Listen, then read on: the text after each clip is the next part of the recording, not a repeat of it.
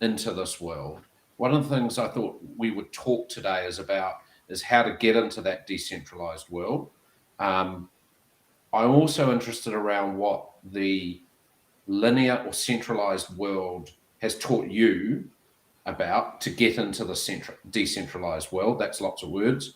I'm going to talk about rabbit holes, and we're going to share a little bit around kind of what they are, what happens when you get down a rabbit hole. And I'm not talking about the fluff world, I'm talking about the rabbit hole that is this decentralized place. And then we might just have a bit of fun with a few other things. But for everyone to understand, because, you know, like everyone at Manaki knows you've been a great supporter of us right from the beginning. Why don't we kind of just go through, you share us a little bit about your background, and kind of where you've got to today, so it'll give some context to everyone. Yeah, cool. I think it all kind of started in the 80s for me. My dad was right into gizmos and gadgets. I was one of those nerdy kids with a calculator watch, ones with the little buttons. And I had a green screen and an Amstrad in 1984 when I wrote my first kind of computer program. And Wow. I read books around how computers work, and I really understood the fundamentals around that. And I remember going with my dad to the terminal building in Wellington to the computer club meetups, which weren't particularly exciting. I mean, the 80s was an interesting time in itself, let alone the computer meetups in the 80s. But I fell in love with computers, I guess, at a very early stage, and I really they intrigued me. I was curious about them, and then during my teenage years, it's probably safe to say that computers took a bit of a back seat.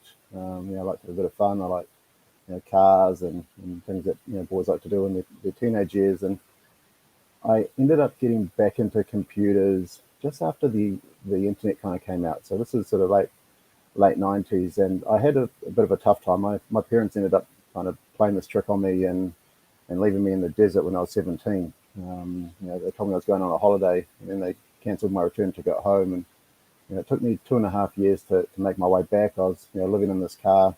I didn't even have a blanket. I had socks on my hands to keep myself warm.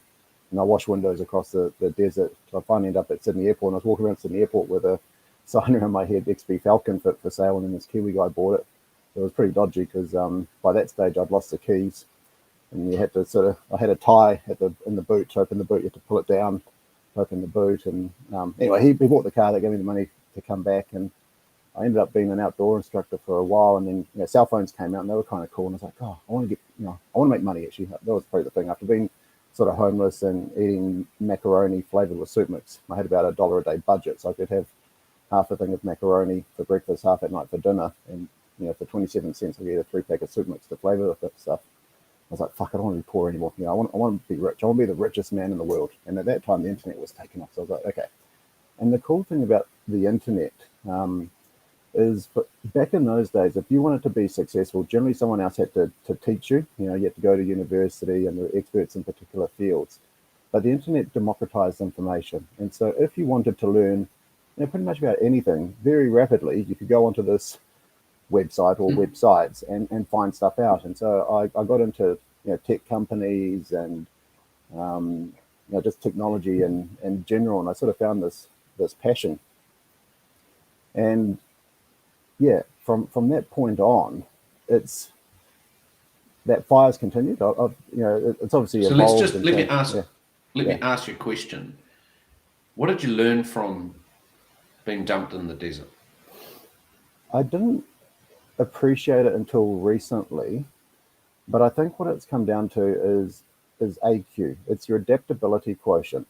So in the 90s, Bill Gates and others would hire people with IQ, smart people. And then that evolved into EQ, your emotional intelligence and your ability to have empathy and understand others. But I think in today's world, the US military have a term called VUCA.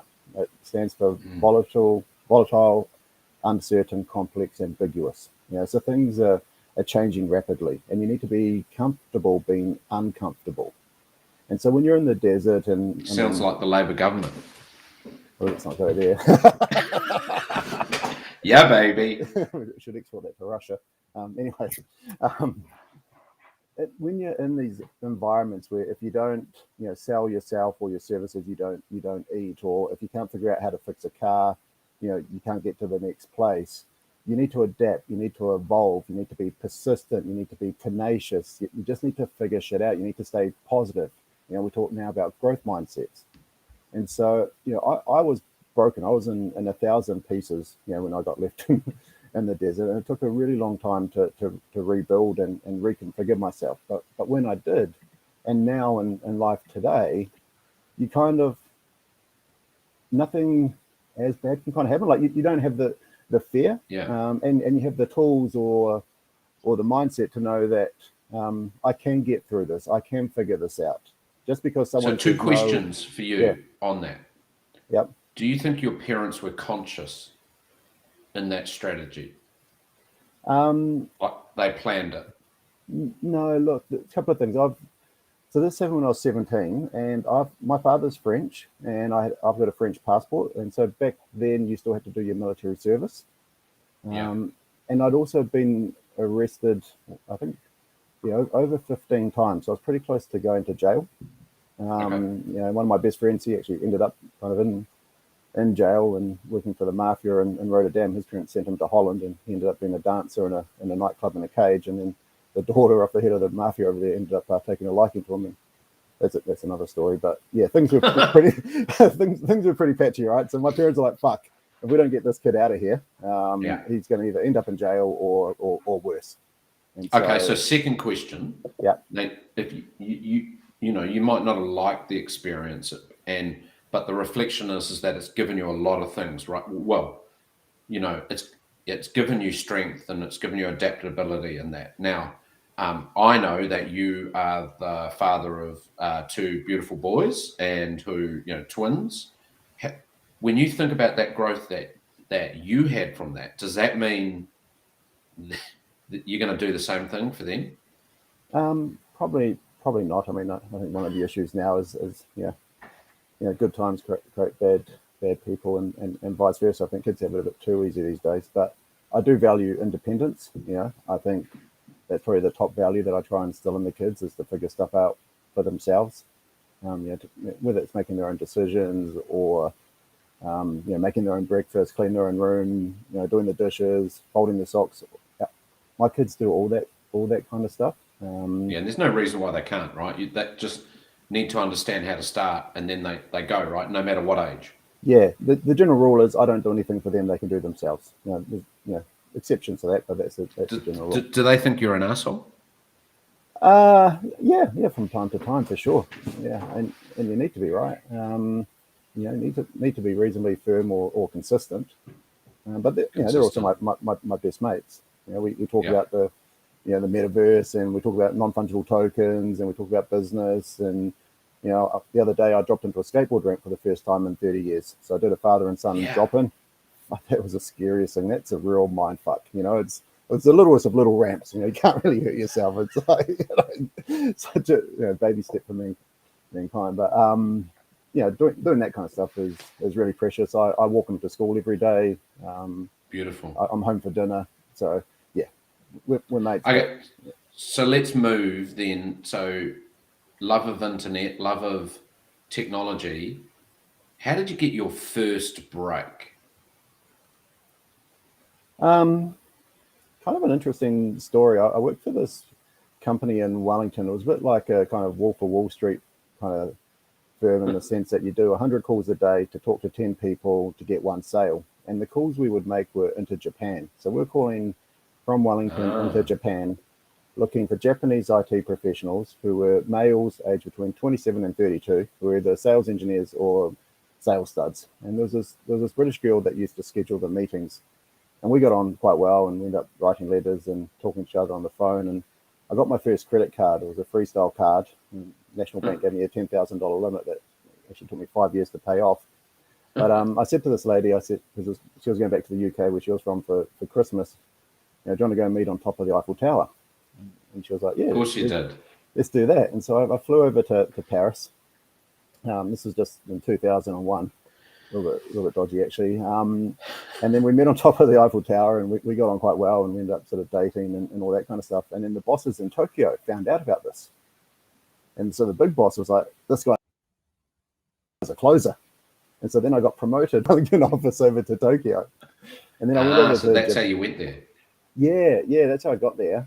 So they paid for my flights and set me up and all that kind of stuff, and I ended up working for I guess the vice president, almost like I was basically his bitch. Is probably the easiest way to describe it. I would make calls for him. I'd do his resumes. Anything I was told. I was basically a combination of an EA slash servant. But what I learned during that period of time is to how to operate, professionally, and how to be as productive as possible. So efficiency and good use of time, focusing on what matters, getting the right outcome, thinking and strategically. Also, by the way, to think about someone else rather than yourself, right? Because I did an EA role, executive assistant role, once I'd done my 3 years of law. Yep. And it is to me, it's the most unbelievable way to get humble and, just strip it down, because you are there to serve someone else. Correct. And he used to have all these wise sayings. Like he'd say to me, the best customer isn't the one that spends the most; it's the one that teaches you the most. It's I learned to listen. And I learned to be very aware of my surroundings and what was going on, and that equipped me for a lot of future success. Although it was a little bit weird when I came back to NZ, and I've still got the ties now. Like I've got one of those things that tie racks that come out of the wardrobe, and I've got the white shirts with the monograms on them. I've got red ones that go with my red ties. You wear a yellow tie for your first meeting, the red tie for the closing meeting. You had a closing pen, the Mont Blanc briefcase, and But you learned to serve and you learned to sell. Yeah, you learned to sell. If you didn't close, you got fired basically, and you learned to work hard. We started work at 8 a.m. and we finished after midnight, and I would generally go out afterwards. Would go hit Roppongi and the clubs, and then I'd also work 4 hours on a Saturday and Sunday as well. It was work hard, play hard, but I was 21 years old, making close to 250k NZ, and having the time of my life. I lived in Azabu-Juban, which is kind of like the St. Mary's or Herne Bay of Tokyo. Yeah, it's amazing. It's beautiful. Yeah. I could walk to work. It was pretty cool. And so then from there you came back to New Zealand, and that became your love of the payments system, because you joined Payment Express, right? Yeah. So my mentor was a guy called Mark Unwin. So he ran the New Zealand part of the call center, recruitment business. And this guy called Andy Cullen had just sold his company to FPOS, Legend. New Zealand, absolute legend, yeah. And when I said to Mark, Wellington's a little bit too small, he said, give this guy Andy a call. Whatever he touches will turn to gold. And so I cold called Andy Cullen, and this is kind of October 2003, something like that. And he said, Doc, send me your resume. I sent him the resume. He said, look, I'm keen to meet. And so I flew up to Auckland, stayed at a mate's place with a backpack. Met Andy. It was a long weekend on October, later weekend, I guess. Met him on the Tuesday, second interview Thursday, signed the contract the Friday, started the Monday, and just lived out my mate's backpack until I could get my own place up in K Road, and been here ever since. And that was an incredible journey. What was because I know after that you were like an EGM, whatever that means, for Orion, and then you jumped into Centrality and then CentralPay, right? But that was the beginning of your exposure to this payments system that we all take for granted, because we flash, we sign, like whatever we do, we just use our credit cards and money transfers. But it's not as simple as that, is it? No, not at all. And Andy's probably the top guy in the world, bar none, on payments. And there's another Kiwi, John Pinkerton, who's also sort of top 5. And so I was super lucky to be around those people. And it was the rise of the start of the technical engineering product type CEO. So in the old days, CEOs generally came from sales and marketing backgrounds. But the thing with Andy Cullen, Ian McRae, and Aaron McDonald, a couple of things that's kind of weird. They're all from rural New Zealand. Yeah. So I don't know if there's something in. Love that. Yeah, same. And Ian's Tikawata. Andy was out on a farm out of Hamilton, and Aaron's Levin or Horowhenua. But they were super technical, and they cared about the model and the architecture and the design. So Andy was doing SAS in the 90s.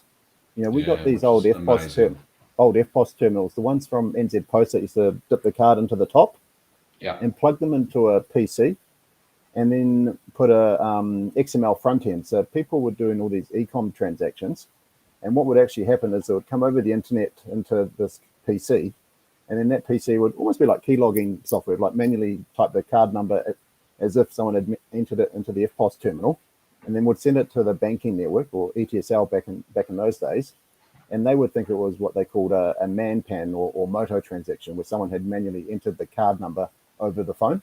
And that's how e-com started. And we went from, we were processing billions of dollars on those FPOS terminals up until, goodness, some of the last ones were still going in 2012-ish.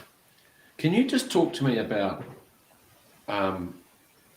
why you jumped into Centrality? Because, Orion Health is, you had a role there, GM role there, and then Centrality. Did you know Aaron before? No, I knew Roger Smith, who's a pretty sizable shareholder in Centrality, and he's the one that invested in Aaron early on. Yeah. And Roger, Aaron is, I think you're talking to him next week. He's probably one of the smartest, most brilliant people any of us will meet or come across. But in order to realize his vision, he needed other people around him. And Roger had done a lot with independent liquor, and he's been in Sin 7 and Finger Mark. So he knew that in order for Aaron and for Centrality to realize its potential, it needed some other people with some other skill sets. And so Roger got Dan Gillespie, Andy Higgs, and myself as people. Andy Higgsy, Higgsy, to basically come in and support Aaron as he really pushed the boundaries of possibility with blockchain and decentralized business models. And was it easy for you to jump in?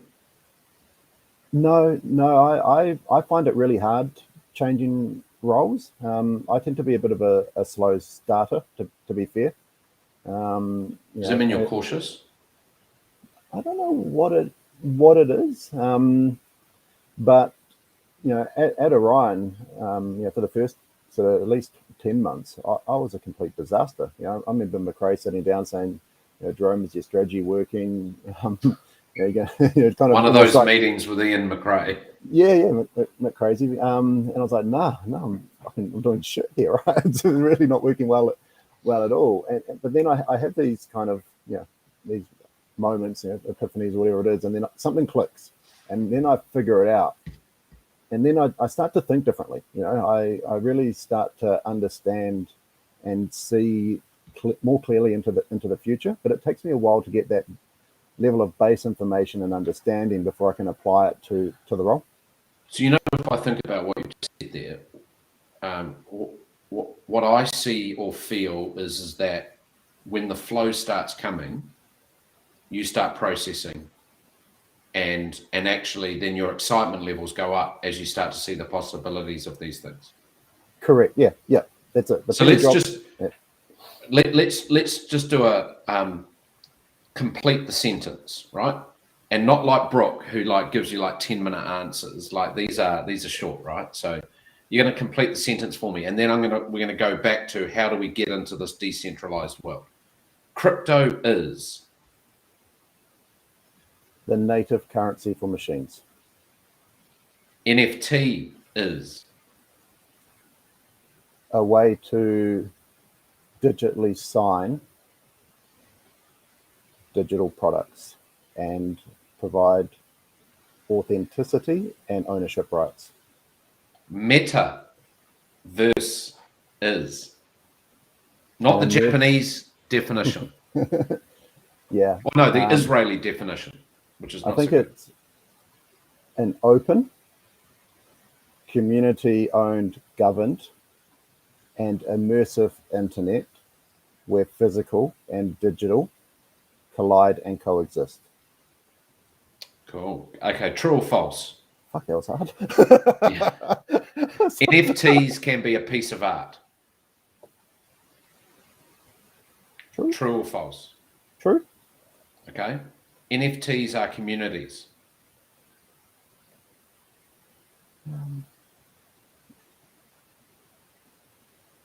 No, false. Part of, but NFTs, false. yeah, NFTs can be avatars. True. NFTs can be smart avatars. Very true. Yeah. NFTs can change their clothes and their surroundings. True. Does that mean they can be naked? Yeah. Yeah. Oh, okay. NFTs can think. Not yet, but soon. Yeah, that's pretty exciting. Right. So that's quite good. So you helped me get into this decentralized world, right? And I'm going to come back to the centralized, decentralized, but let's just say we're at the precipice and we're like, I'm hearing about all this stuff. I'm like ready to go. I want to jump in. Right? I want to jump into this crypto world, this NFT world, but I don't know. I'm like, and like some people just go, but others need help because they're cautious. And so, like, how do you do it? Like, let's give the easy way and the hard way to start. Cool. I think the easiest way is to download an app called Vive, V-E-V-E, founded by an Aucklander, David Yu, probably one of the most successful NFT projects in the world. It's one of the top downloaded apps on the App Store, all that type of stuff. And they've got some really, really cool NFTs in there. My kids' favorite ones are in there.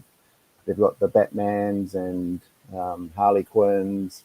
They've got Captain America, all the sort of big brands. So this is just like a card, right? You can buy. It's an NFT as a card. Kind of, yeah. It's actually a 3D image that you can also use AR to present in the real world. And so my kids take photos with their NFTs. So I've got Spider-Man, and I can present him up onto the roof of our house and take a photo of him in our lounge. Kidding me? No, and my kids are taking photos, and they're 7. Yeah. Well, we also read magazines as kind of NFTs. So they've released like the original 63 Spider-Man magazine, and you can buy this magazine and you present it onto your table. Or I've got, I don't know, maybe a dozen NFTs in here, and so I've got my own gallery. And so my kids can use my phone, and they walk into this gallery, and they can walk behind Spider-Man. There's a Harley Quinn over here. There's a Batman over there. I've got some art on the walls. Okay. Yeah. So download the Vivi app. Oh, yes, sir. And then buy an NFT with your credit card. Exactly. Yep. So super simple. That's a fiat transaction. That's not a Ethereum transaction. No, what Vive does is they hide a lot of that complexity away from the user. So there's stuff going on behind the scenes, but if you're doing it for the first time, you don't need to worry about that. Okay, so we do that. So that's the easy way to get in and own some NFTs. Buy some for your kids. Make sure you don't give your credit card to your kids because you end up getting it busted as they buy lots and lots. What's the more complex way? Yeah, the more complex and arguably the more rewarding way is to buy an NFT in a decentralized kind of ecosystem. And so first thing, break it down for me step by step. Like imagine you're texting me at 3 a.m. after I've texted you 10 times, right? So the first thing I would suggest is to download a wallet that can that supports crypto, both crypto identity and crypto assets. Like Silo or MetaMask. Perfect examples. Yep. So download one of those. So if you're doing Silo, for example, then what you can actually do is buy crypto in that app using Apple Pay or credit card. So cool. And you pay fees, but if it's small amounts, it's okay. Correct. On the fees, you can search online to see when the fees change depending on what time of day and supply and demand. So you can wait till fees are low if you want to do that. Once you've got the crypto in your wallet, then you can use that same wallet to log into different Web3 marketplaces and to buy stuff with those assets in that wallet. So the Amazon.com equivalent for NFTs is called OpenSea. .io. Correct. So you go to OpenSea and you can see the different communities that have Web3 assets that you can potentially buy or have a look at. And look for what is it, blue tick? Blue tick, yeah. You want to look for the verified ones. Unfortunately, there's still a little bit of scam. Well, still some bad actors out there. At this point, I wouldn't buy an NFT. I think I would smooch around. Yeah, find ones that sort of, when you look at that, you have a connection with. You're like, oh, this is cool. If you have that kind of feeling, then the next step is to participate in the community, because ultimately NFTs are a right to be part of a particular community. So you do that on OpenSea, participate in the community? No. OpenSea gives you the visual interface to see NFTs that resonate with you as a person. Yeah. And then when you find one of those, then the next thing I would suggest you do is download an app called Discord. So Discord is kind of... It's a crazy app. It is crazy. It's kind of like a Facebook for the metaverse, if you will. There's these different communities in there, different groups. Yep. And once you've found one you like, so I'm a big Fluff World fan, for example, you can join the Fluff Discord community. And within that, you can enter competitions. You can see what the announcements that are coming out. You can see the other people that interact in there, and you can get a sense of belonging, I suspect. And you can also understand what the NFT will give you rights to. So, for example, at the moment, there's a whole bunch of people in New York City at an NFT event. And if you hold a particular NFT, then that will give you rights to go to VIP parties or a whole bunch of other stuff. And again, when you find a community that aligns with your values and interests, and where I think ultimately what you're doing is you're not investing in an NFT or buying an NFT. What you're investing in is that community. Do many people flip NFTs? Yeah, look, some people do, and lots of people flip crypto. To be honest, I think if you're going to do this, just hold on to it. There's no point flipping it. Just accumulate and ride out, because there's ups and downs, and traders are generally only computer programs that make money on the sort of. I know my strategy has been and how I just get too nervous about doing this, but like I've got a certain amount in crypto, and I'm like, anything else I do, I'm gonna on top. Yeah. Right. I'm not taking the base away from my crypto coins. I just want to hold those, and I flip them around a little bit between them. I'm really early, but then I'm going, right, let's buy some NFTs and on top as I increase my allocation. Correct.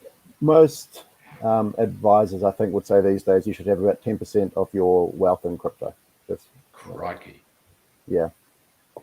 Well, I mean, it's inflationary for starters. I mean, Bitcoin's the best performing asset in the last 10 years. It's a lot better than holding on to cash, for example, which is deflationary, and you get less from it. Yeah.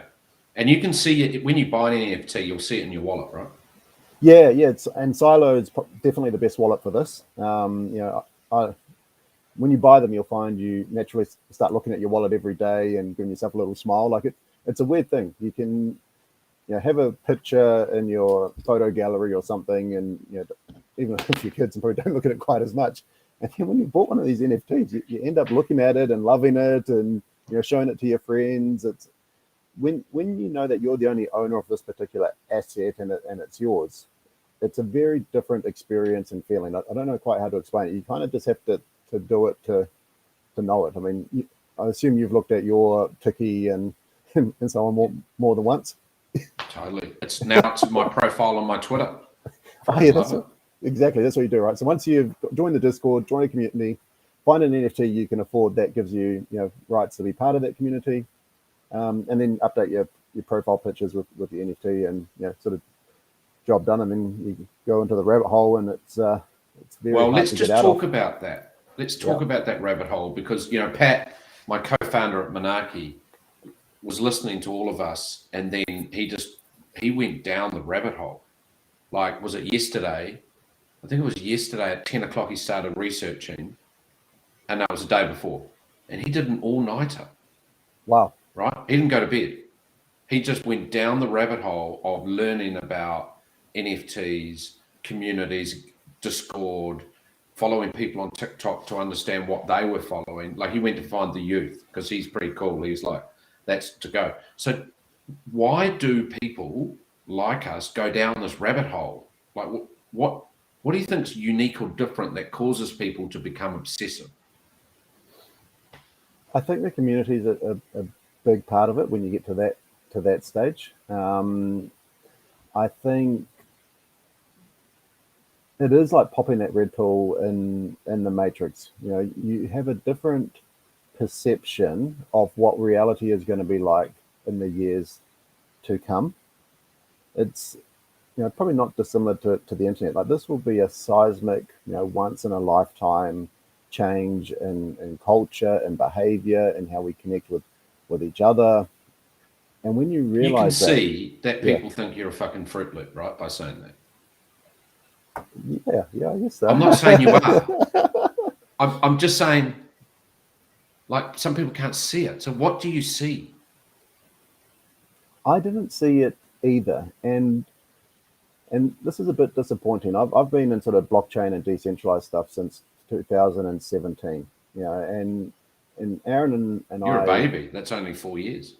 Yeah, I know. And Aaron is well ahead of me, and it takes me a while to catch up to where he's at. And to be honest, you'll never get it until you do it. But that's the reality of the situation. Quote. That's the quote. You'll never get it until you do it. Yeah. And then when you do, then you realize everything's going to change. Talk to, like, early on in this talk, I teased out of you that you can have thin NFTs and deep and thick and fat NFTs as more complexity, more smarts, more energy comes in, right?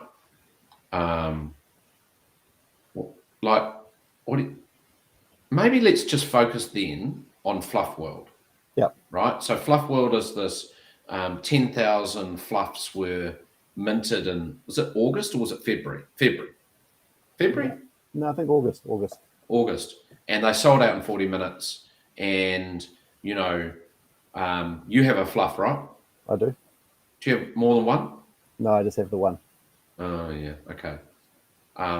And now just recently some thingies have come out. Yeah, and I have a thingy as well. Is your thingy matched to your fluff? I think they're going to get matched. The thingies were programmatically generated, and so they're all unique. And basically, AI produced these things. It's really quite crazy. It's quite out there. So they're like a mate of a rabbit. I think that's the plan. But see, this is a part of this community and this rabbit hole is I'm sure Aaron and Brooke have a clear view of where things are going, but the rest of us in the community don't know where it's heading. And so what's coming? What do you think's coming?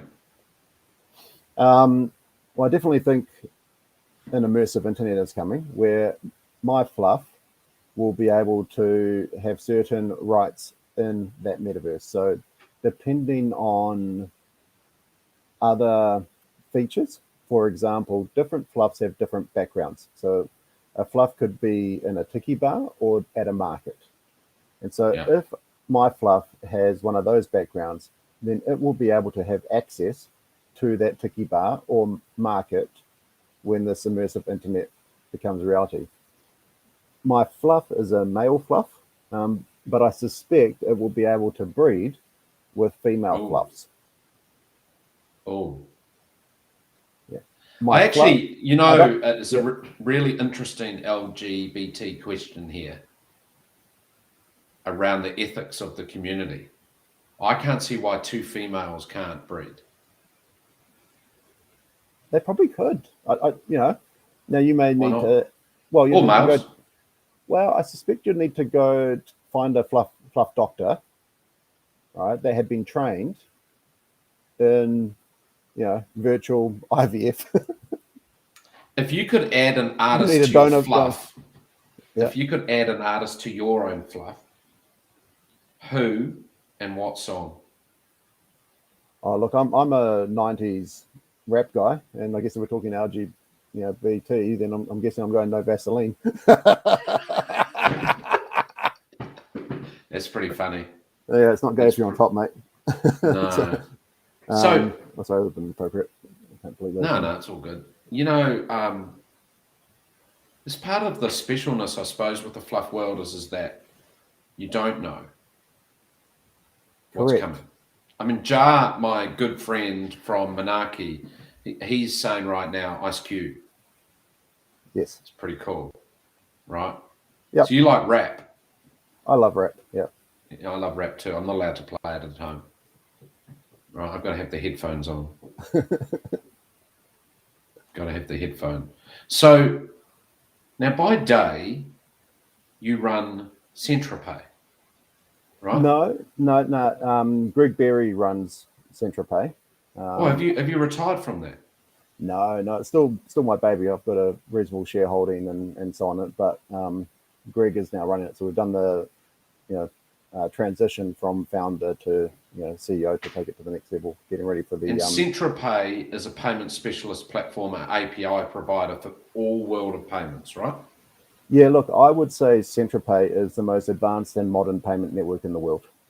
It really is a beautiful thing. It's an open payment infrastructure that enables any app to transact anything, including NFTs and crypto, on any device, including all FPOS terminals in New Zealand, vending machines, e-com, all that type of stuff. So we can, and it's independent of other traditional payment products, which were designed in the 70s. Because at the moment, isn't it weird that you can't use your bank app to do a payment on an FPOS terminal?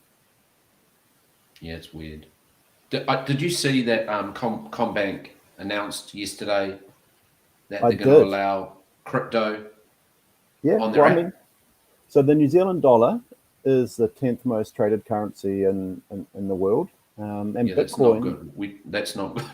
well, it kind of is good. It's good for us. But Bitcoin is now the 13th largest currency in the world. So the centralized payments world, right? Yeah. And the metaverse world, they're not quite the same. Like the centralized world, the decentralized world. Does Yeah. Centralpay, is it kind of like glue? Correct. It's feeding into each. Yeah, so Centralpay connects into at least 3 blockchains, including Bitcoin and SenseNet, and it enables assets on those chains to transact across its network, including in real life. So you can use a Bitcoin wallet like Silo to buy a Coke vending machine. So don't buy your Coke on the dark web, Centralpay it. I think the future, however, is to make traditional payments, such as your bank issued card, work natively in the Web3 world. Because I think for most people, getting a crypto wallet and buying crypto and then converting your NZD to Ethereum to an NFT is a little bit of a pain. And I also think my avatar. Can I just interrupt there though? Yeah. What worries me is that if it becomes super easy for consumers, the middlemen, the middlewoman will step in, and then there'll be this feeding frenzy of fees as these transfers and arbitrages happen. Yes and no. The third largest cost of doing business at the moment in New Zealand is credit card fees. And the reason predominantly for that is the business model, and it's the inefficiency of the system. There's lots of different parties. Did you not see the sponsor of Real Talk is MasterCard and Visa? Oh, look, I like MasterCard You and don't Visa. see that logo? No, they've got... Yeah. But the model, it's a 4-party model. And so the thing with the new type of payments is it's peer-to-peer. My car will transact directly with the parking machine in the not too distant future. identity will be the thing that sort of enables a whole bunch of stuff. So it's going to be identity for individuals, but identity for machines.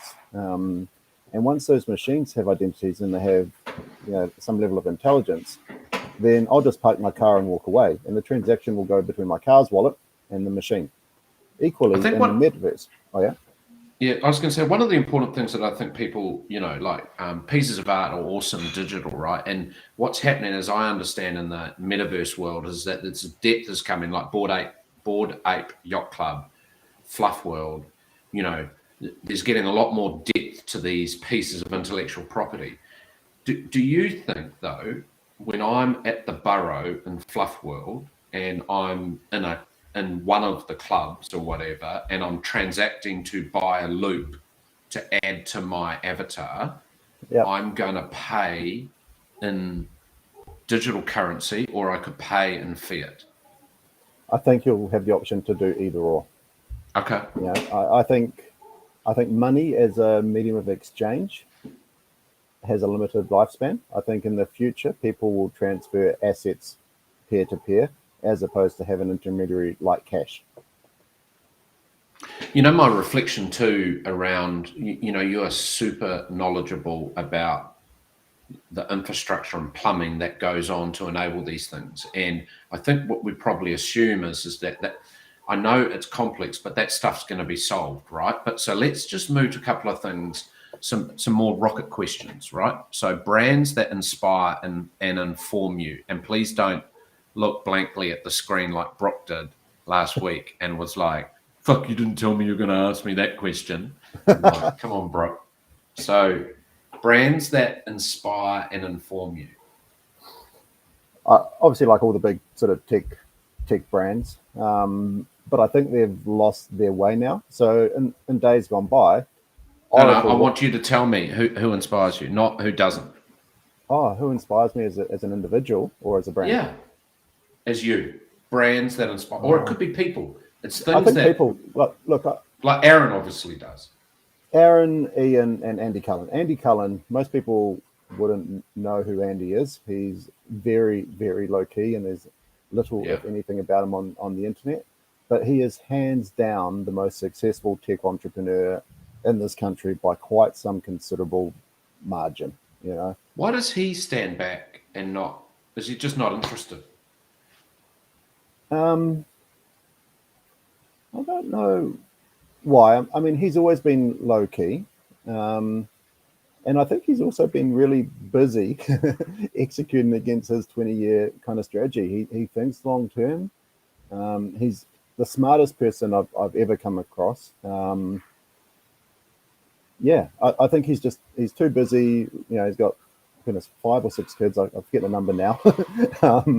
This company, I think last count I heard, they're processing over $100 billion a year. It's okay. Yeah. So what would surprise people to know about your history and your patterns today? I think I kind of let most stuff out already, but you got anything else? You got any secrets about thingies or fluffs or fluff worlds? I do. The one thing I would say. Yes, you told me something last week, and you said don't tell anyone. It's not good to tell Hammy secrets. No. I would just say, it's unlikely you could go wrong by having a fluff at any point in the near future, and I think also. I've got to do it today. Yeah, and I think things will become a lot more valuable. There'll be a lot more utility when you get interoperability. So at the moment, a lot of these sort of metaverses or worlds operate, separate from each other. However, we're starting to see collaboration across the different metaverses. So a good one is this company called Jadu Jetpack. And so one of the benefits of being a fluff holder was that you could go on the whitelist to get one of these jetpacks. A whitelist is like the preferred list. Exactly. So you can get access. What is that jetpack? What is it? So you can put a jetpack onto your fluff, and your fluff can then fly in the metaverse. Fuck off. I'm serious, bro. Really? Yeah, and so they're building their own kind of metaverse. So you pay for that? Yeah. I missed out though. So I could have bought I didn't follow the Discord community, so I didn't follow the instructions. But as a fluff owner, I could have bought a jetpack for about 0.1 of an ETH, call that 500 NZD. Yeah. Now the floor price on them, and I could have got one, limited edition one that's probably worth 50,000 now, if not more. But the floor price on a jetpack is now 15,000, well, probably $20,000 actually. Okay, now. So as a fluff holder, you get a jetpack for 500 that's worth 20 grand. That's pretty good. Now, two things. Peeps want to know really what is a thingy. I don't know. This is a beautiful part. How much did you buy? You bought a thingy on the weekend? No, see, I didn't need to buy it. So as a fluff holder, it's this thing called an airdrop. But essentially, because I'm a fluff holder, I get a thingy just for the price of minting it. So minting it is creating the thingy. So yeah, but you had to, when it was minted, did you have to grab it? Kind of. I logged into Fluff World. So there's a Web3 application called Fluff World. I log in with my crypto wallet. Inside that world, I can buy certain digital assets, NFTs, including background scenes, music, all that type of stuff. To add to your fluff. To add to my fluff, yeah. So then you've got a fluff with things around it. Correct. And so there was a window for about a week where you could mint a thingy. So the smart contract that generates... Oh, so you actually had to push it. Like you had to go, I want to mint this thing. So I minted it, yep. And then I had to Does that mean if you didn't mint it, it's mintless? They're going to let us know what's going to happen with the thingies that haven't been minted. So again, there's all these teasers, right? And so they're like, you got to wait and find out. How many thingies were released? Well, there's 10,000 fluffs. So there's 10,000 thingies that could have been minted. And I think around 7,000 were minted. How do you buy a non-minted thingy? I don't think you can. Okay. No, you can't. You can't. So there'll be something in the smart contract that they would have thought about this scenario. And they would have thought about, what do we do with the leftover thingies? And so maybe those thingies gets... reminted. Yeah, well, get sent to a different smart contract. Maybe the holders. They could be like dogs that get their balls taken away. They could. But some of these ones, if you were lucky, you could have got a robo thingy. So there were 4 robo thingies. Oh, yeah, good. And there was a mythical one as well, right? Yeah. No, that's something else. That's the ASM box. Yeah, so that's non-fungible intelligence, so AI for your NFTs. God. Yeah. Now I just want to. So, what is your best description and belief of what a thingy is? It's something that can be added to your fluff to do what? Don't say you don't know. I really don't know. Well, I know as much as you know, right? And I could probably ask, but it's better not to know. Like the surprise is half the fun. Once you know what your Christmas presents are, you don't really look forward to it so much anymore, right? Do you think one of the things I was going to do shits and giggles with you was going to say we should go live on me buying a fluff. Yeah. 100%. Should we do that? I think so. Do you think we can do it without my wife knowing? No, she probably doesn't listen to you doing this stuff, right? She probably hears enough of you, outside of work hours. She doesn't need that. I've actually moved, on her advice, I moved to downstairs in our house where I'm sitting now. In the past, all lockdown, I've sat in the garage in the old laundry with no windows, and it just got too depressing. Yeah. And I've moved down here, and you know what they've said? No. You're quite loud, and we can hear everything. And so they're now investigating putting a shed in the back lawn that's lined for me. Nice. Because I'm too noisy.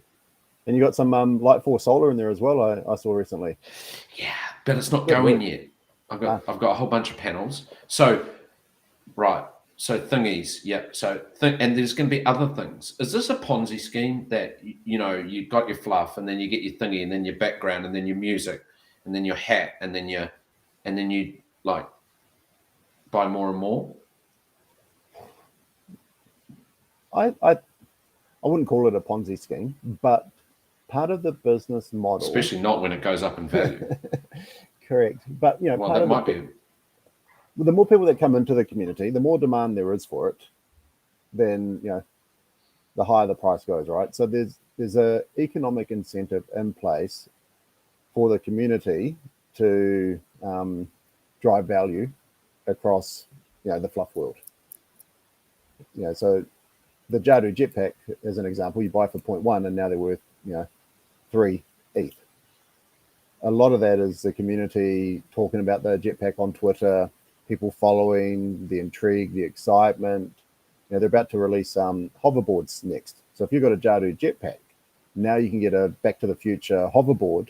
And so my fluff now will hopefully get a hoverboard. But there were only 1,000 jetpacks. They're releasing 5,500 hoverboards. Everyone that's got a jetpack automatically gets one. Now I'm frantically trying to get on the whitelist for the hoverboard. And so so here's the thing. How much ETH do I need to buy a fluff? Shit, I think the floor price on them now is about 1. So okay.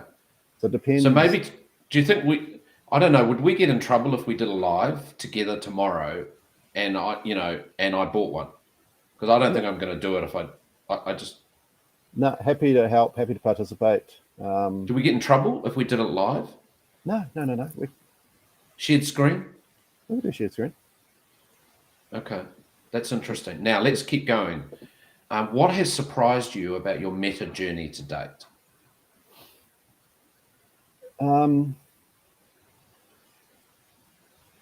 How I've missed it. I think I've just come to the realization that this has been going on, and as much as I hate Zuck and Zuckerverse and Zuckbucks and all the rest of it, how they named it, that it's such a dick move. Yeah.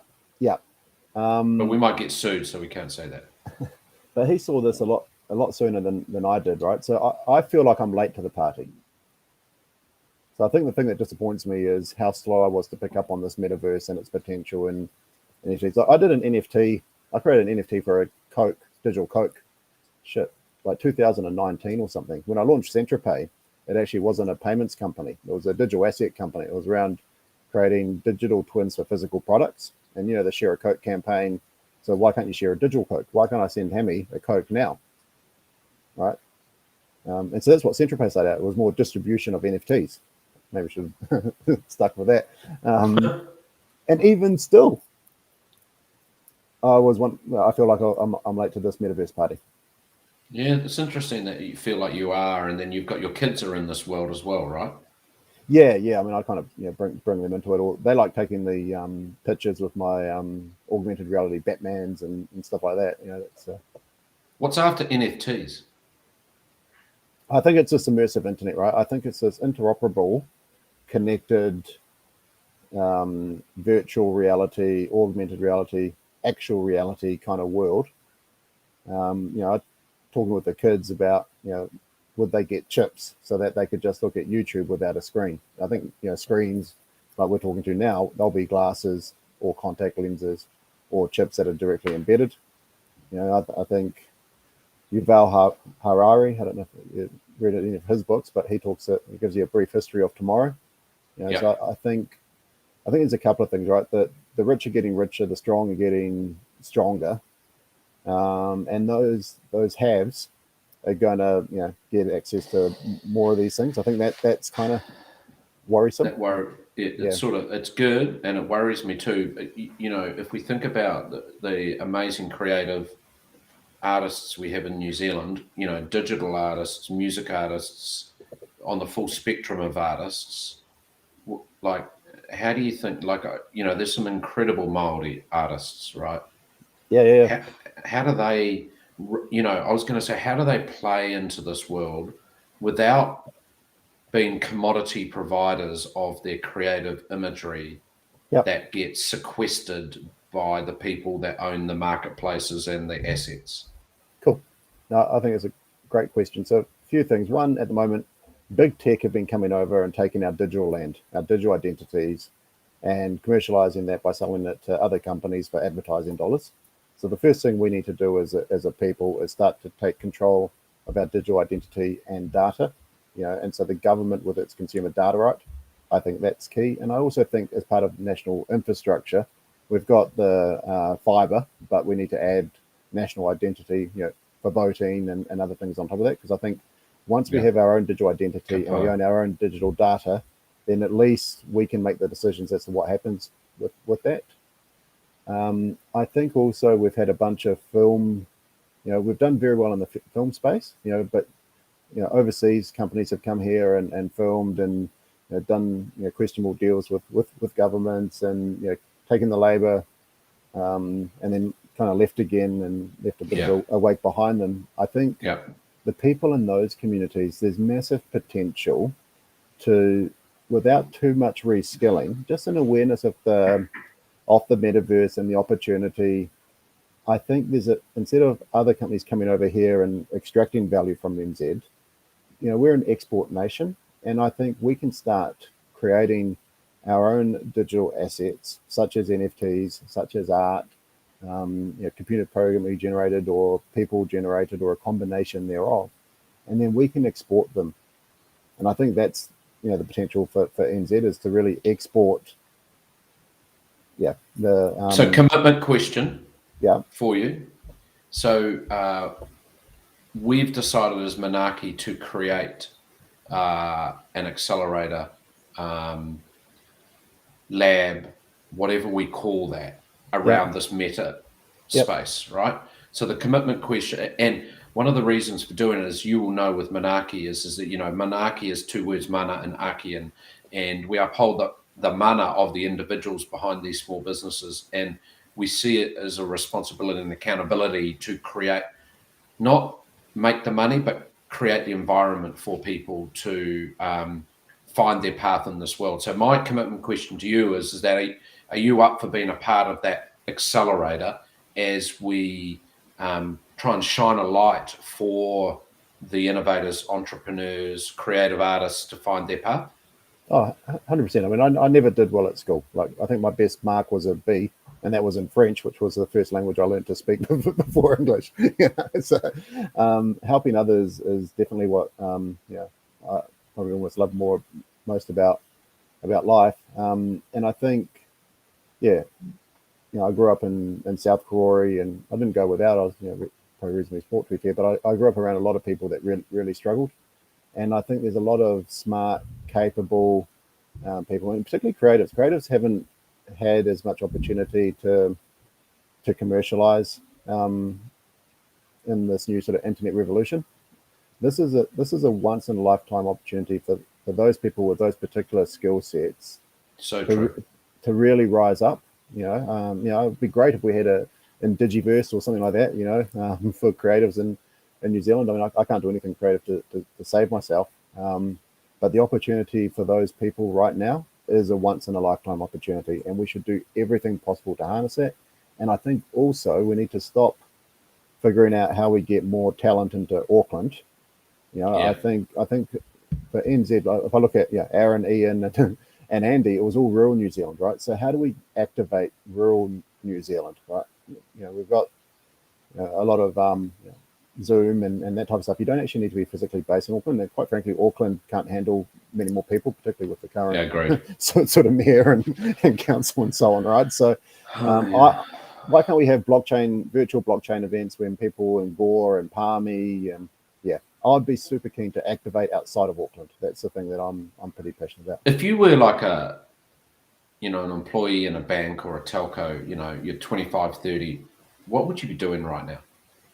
Around, like, if you're an employee, like, what would be the short guidance from you? To spend your nights fucking learning about this space?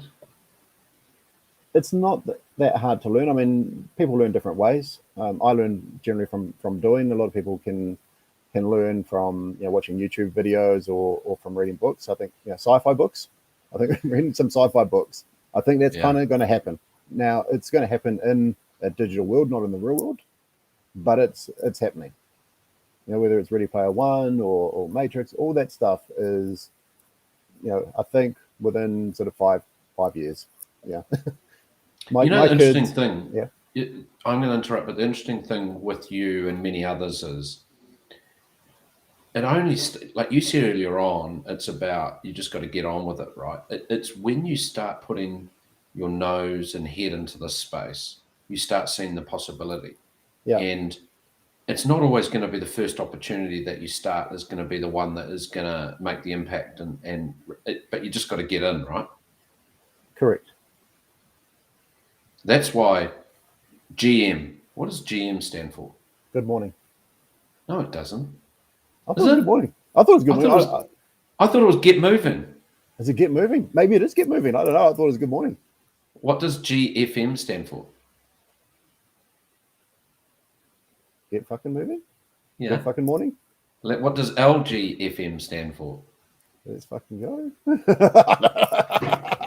I thought GM stood for get moving. Like all this lingo, I was just like, I didn't think it was good morning, because if I'm talking to someone in London at night on Twitter, it's not. Well, I thought GN, because you got good morning and good night. GN, good morning, good night. Yeah, this is so funny. I just took it as get moving. Maybe it is. Look, I'm not an expert here, but that is kind of what you're pretty good to do. And the other thing I would also say is, in healthcare, I think is where Tall Poppy came out. Like the way people treat each other across the health sector was really bad. It was, I saw multiple people cry in meetings and, get put down, and a lot of negative kind of vibes. The vibe in the tech community in NZ right now is fucking awesome. You've got competitors cooperating and really helping each other and supporting each other. And so the New Zealand tech community is super inclusive. We'd like more diversity. I think it's kind of a given, but there's a real good vibe across NZ Tech right now. So if you are an employee and you kind of have some interest in this, then definitely get amongst it, because you will feel welcome. And just get involved. Like, when we run our accelerator at the first part of next year and the first intake, and however we do it, just get involved, get hands-on and see what comes out. Be a mentor, be a intern, just get into the spaces. Now, we're getting near the end. So one of the things I like asking people is that if you take yourself back to that 15 or 16-year-old student at your local school, which is St. Pat's in Silverstream? Town. Yeah, or Onslow at that stage. I got kicked out of town and spent a few months at Onslow. What advice would you give, because your kids are 7? Yeah. What advice would you give to the 15, 16-year-old now? First off, I would say that school is not designed to bring out the best in boys. I can't sit down to fucking save myself and listen for 8 hours a day. That's more torturous than probably, cold water being dripped on me. So don't let that get you down. If you're not good at school, don't worry about it too much. I think the key thing is figure out what makes you happy. What you're passionate about, what you enjoy, and focus on that. Don't focus on the money or the tech or the industry. Find out what makes you happy in your heart of hearts, and everything else will fall into place. It's beautiful. Super. We get lost, a lot of people. Society is so normalizing about that, and I think as a parent, it can become quite emotional when you see that system going, and you have to act in a certain way for your children, and it's just like whatever. Yeah, I've spoken to a lot of parents lately, and particularly parents of boys, and it surprised me how many are taking their kids out of school. So from the mental health issues and the bullying, or to the not feeling valued or having high worth because they struggle with the education system. So I left at 15. I went to an illustrious job of pumping gas. Went on to work at 15 plus petrol stations, but I got mystery shopper. I got 300 out of 300 at this petrol station, and to do that, you had to have your name badge on, you had to have your shoes polished, you had to greet them within 30 minutes, you had to upsell the oil, wash the window, the whole bunch of stuff, right? I've still got the certificate for my mystery shopper 300 out of 300. I've still got the basketball that I won. So it doesn't matter what you're doing, just do it with pride and just be a better you that following day. Just keep moving along. It's a long journey. You don't have to I think you're too much of a hurry. Your reflections are pretty awesome, and I think many are aligned to those. I know I can see from the chat that Indigo is sharing her own experience as well, and I just think each to their own, actually. It is just a path on a step on the journey. And if it's not working, we should all be beholden to create the opportunity for change for people. Because, what do we want? Ultimately, we want people to follow their interest and curiosity into something that gives them pleasure and also helps them feel like they can contribute back into society and to their whānau as well. Exactly. And I mean, one of the best quotes of all time, and obviously you guys love it, is, don't be a dick. Treat others the same. Where's that? Oh, we missed that. I missed that. Don't be a dick is on the wall at our Indigo Studios. And, I haven't been there for 3 months. I know. How good are those studios too? Your digs are dope, bro. I love it, eh? You got the coolest office in town. Yeah. Yeah, they are pretty cool. They're pretty cool. They're very cool. We're very lucky. Now, where to next for Jerome? Other than tomorrow, we're buying this fluff. Yeah. Does that mean if we do that, does that mean the price is going to go up? Of course. Once I know Hammy's in, it's all on, right? I thought someone might give me a fluff. Are you a super influencer? No. What time are we doing it tomorrow? We'll have to look at the schedule, but I think mornings are good for me. Okay, so I'll text you after this to do it. But what's next for you? I've just bought the .com for immersive. So I dropped off the second I. So immersive.com. How do you spell that? IMMERSVE. Yeah. And I'm working. So Centrality was all about enabling Web3 assets to work in the real world using centralized infrastructure, cloud-based payments. Ooh. I want to create a decentralized version of Centrality that enables traditional assets to transact natively in the Web3 world. Mean. Yeah. So trying to figure that out at the moment. And I'm How do you do that? Do you just sit there with a piece of white paper? And do you talk to people? Talk to people, listen to people. And I'm also doing this really cool project I should mention actually for with a company called Salter and actually with MasterCard to help female entrepreneurs in the Pacific Islands and Fiji.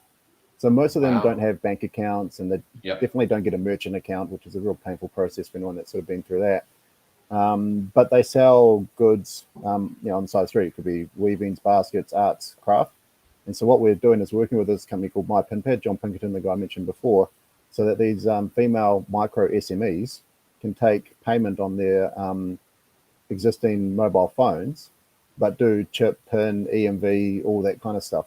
And so that's super cool because it's got this combination of impact, right?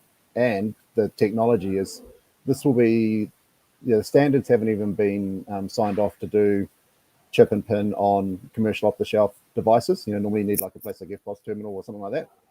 So it's super innovative and super high impact. So really excited about that one. So I'm trying to do some more charitable stuff. I've joined a couple of trusts. Actually, I've joined 2 charitable trusts looking to do DeFi for charities. So that's quite interesting. So trying to keep. You're amazing. Can I just say a couple of things to say? Thank you very much for your openness. I know that you don't like doing the live gigs and all of that, but really appreciate the fact that you were so open. I appreciate, secondly, how I was going to say you've held my hand, but the thing about this community that I do find quite extraordinary is how so many people are there and open to help people get into it. And actually that's a real secret. There are no barriers, and it creates a set of values that is very, very important when others come along, because it's not about creating barriers. Correct. Yep. And so, you're a great exemplar of that. You've also helped me because coming up, we've got Luke from Titan Tiki is going to be talking. We've got him. We've got Aaron next week from Centrality and many, many things. I've got David, coming. Love David. Yep. I know. And I've even got my old friend Simon Shader-Bohr from Reality Virtual as well. Oh, I don't know. He's like going to me, you fucking guys, Meta was like here. Like, what has happened with all you fruitcakes? I'm like, come on, Simon. Anyway, he's gonna come as well. So look, I just want to say thank you, and I'm going to text you afterwards once I push leave to set the time for tomorrow's live fluff buy. Awesome, mate. Hey, thank you very much for having me. Really enjoyed it. Love you, man. See you, Jerome. Cool. You too, bro. See you.